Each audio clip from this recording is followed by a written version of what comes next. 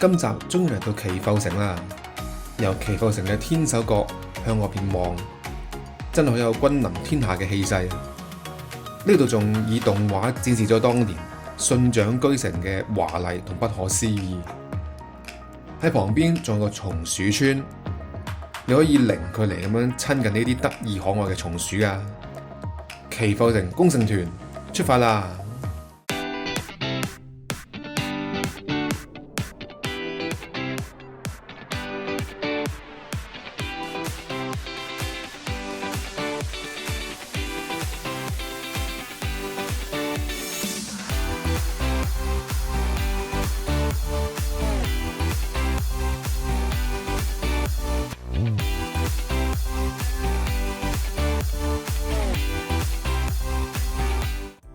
大家好啊，我係 CCC， 今集係本周中部攻城團嘅第18話啦。我哋終於就要嚟參觀傳奇嘅祈阜城啦。由金華山嘅山腳仰望，可以見到位於山頂嘅祈阜城，真係好高啊！見到祈阜城金華山嘅山腳啦，呢見到纜車上山嘅，隨身就行過咧。就係祈阜城啦，呢度係啦。入咗嚟祈阜公園之後呢，一直向前行，就會去到纜車站嗰邊噶啦。行上呢個小斜路，就嚟到纜車站啦。首先，梗要同信長同埋隆基打下卡啦。然之後就係排隊坐纜車啦。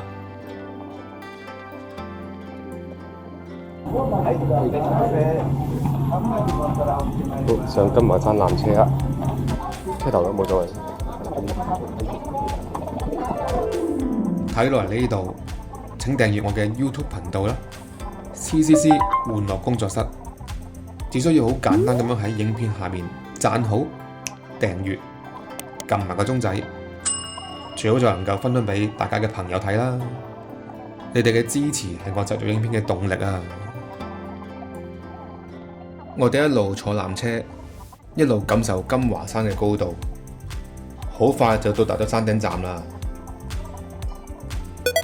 面前已經出現咗信長嘅剪影啦，都幾有氣勢喺度。出嚟之後呢，仲要行一段山路先至去到祈阜城㗎。全場都老人家揸住行山竹上山。呢邊就祈阜城順路270米。270米聽嚟好似好近。嗱，呢邊上展望台。去咗祈阜城。展望台。去咗城先啦。係啊。沿住山路咧，就展示咗祈阜城歷代城主嘅資料，同埋呢個嘅略年表。再行前一啲，就會到達一個焰魔堂，見到有人喺度參拜緊。入士必成行向上。繼續前面仍然有唔少嘅石階嘅，如果有老人家同行嘅話呢，就要留意係咪合適上城啦。由呢個位置望過去呢，啱啱好呢，就有個樹林間嘅開口，可以望到祈阜城噶。呢個係一個拍照打卡嘅好地方嚟嘅。之後仲會經過一啲當年嘅遺跡嘅。我哋嚟睇下呢個井戶跡啦。一個水井變咗污水池。終於嚟到對山城祈阜城啦。祈阜城係喺1201年由二階堂行政喺金華山上面興建嘅，不過之後呢，就被廢城啦。咁去到1460年呢，就齋藤利永將城堡復築，後來就成為咗齋藤氏嘅領地啦。去到1567年，當織田信長攻陷咗代葉山城之後呢，佢根據周之文王定點岐山，將呢度改名作為祈阜城啦。而喺織田信長以呢度為居城嘅期間呢，呢度一直都係織田氏政權嘅統治中心嚟嘅。喺呢個咁高嘅山頂嘅地方，當年其實要用幾多人力物力去起呢個城呢？我哋嚟到岐阜城嘅內部啦，呢度主要都係展示咗同織田信長公有關嘅資料。岐嘅來源係周文王嘅隆興之地岐山，有自詡為新時代嘅正義之師嘅含義嘅。而阜呢，就係嚟自中國古代聖人孔子嘅故鄉曲阜。喺呢度仲介紹咗一啲織田信長嘅先進嘅政策，例如呢個岳氏岳堂、贊前令啦、關所廢止等等。從呢啲嘢咧，可以感受到咧，信長係一個好前衛嘅霸主。呢啲政策亦都令到佢嘅尾張國逐漸富國兵強，日益興盛。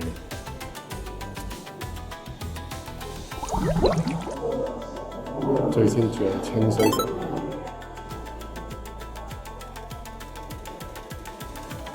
跟住搬咗去天目山城。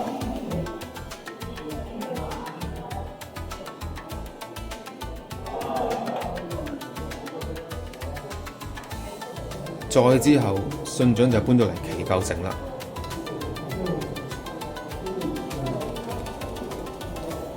而最後佢就搬咗去安土城。織田信長喺築城嘅時候咧，會考慮收納人前嘅地方嘅，以防止家臣叛亂奪取人質。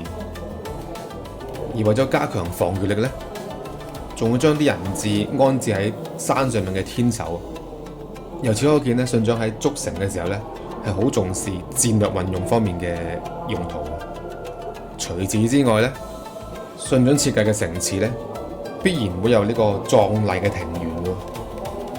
呢樣嘢喺1569年嚟到岐阜嘅傳教士路易斯·弗羅里伊斯嘅書信裏邊咧，亦都有所記錄嘅喎。以下呢段動畫咧，就還原咗當時岐阜城同埋信長公居館嘅原本外貌。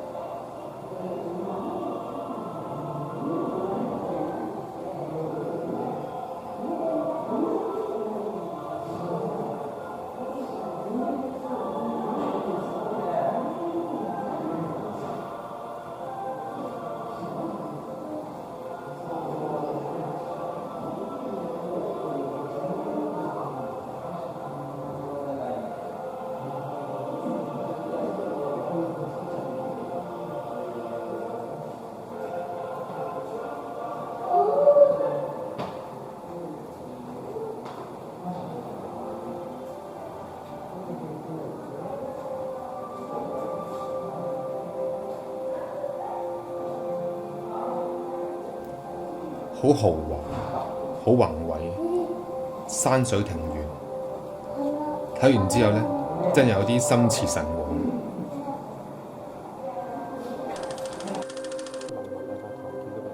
咁樣嘅一位又開明又超前，亦都有宏圖大略嘅霸主，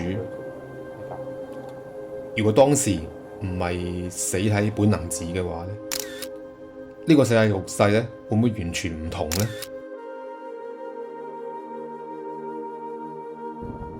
嚟到天守閣嘅最頂層啦，我哋走出外面，居高臨下，真係一覽眾山小。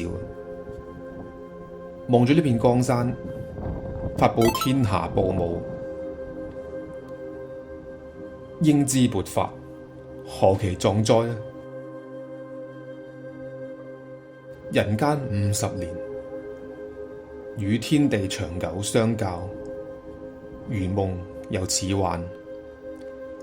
一道得生者，豈有長生不滅者乎？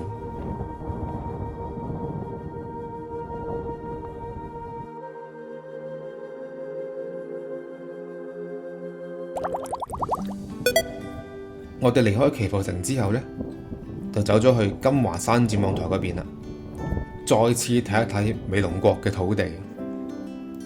前面呢，就係長梁村啦。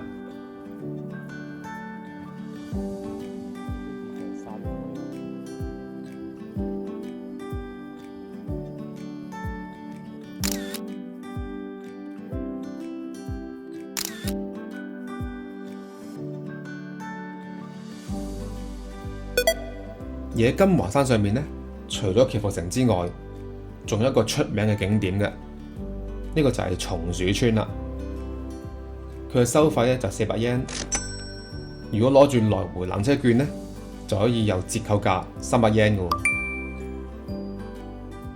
入村之前呢，工作人員就會俾我戴上呢個加厚保護手套。咁之後佢就帶到我去村嘅中央啦。跟住佢就會喺我嘅手套上面咧放一執飼料上去，然之後再慢慢親近呢啲松鼠噶咯。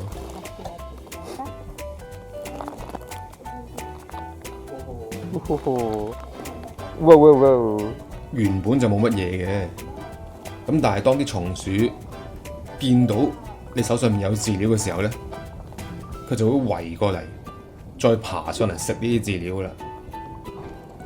如果你呢個時候企起身嘅話咧，佢直情會由腳開始爬上你嘅身上面。所以咧嚟到嘅話咧，一定要着長衫長褲啊！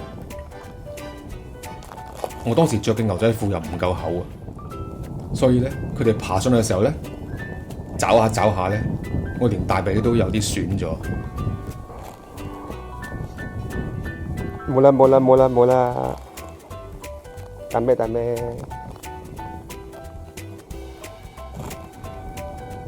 冇得。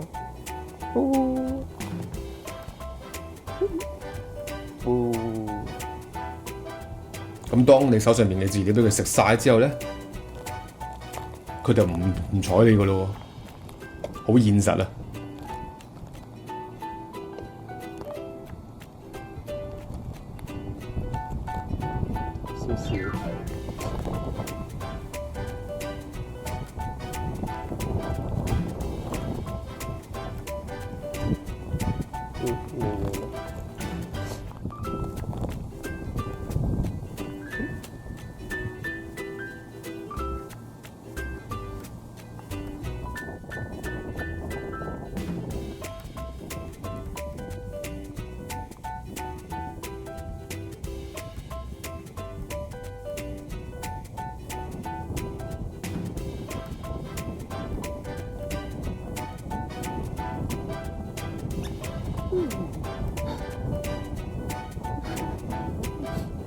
可以ですか？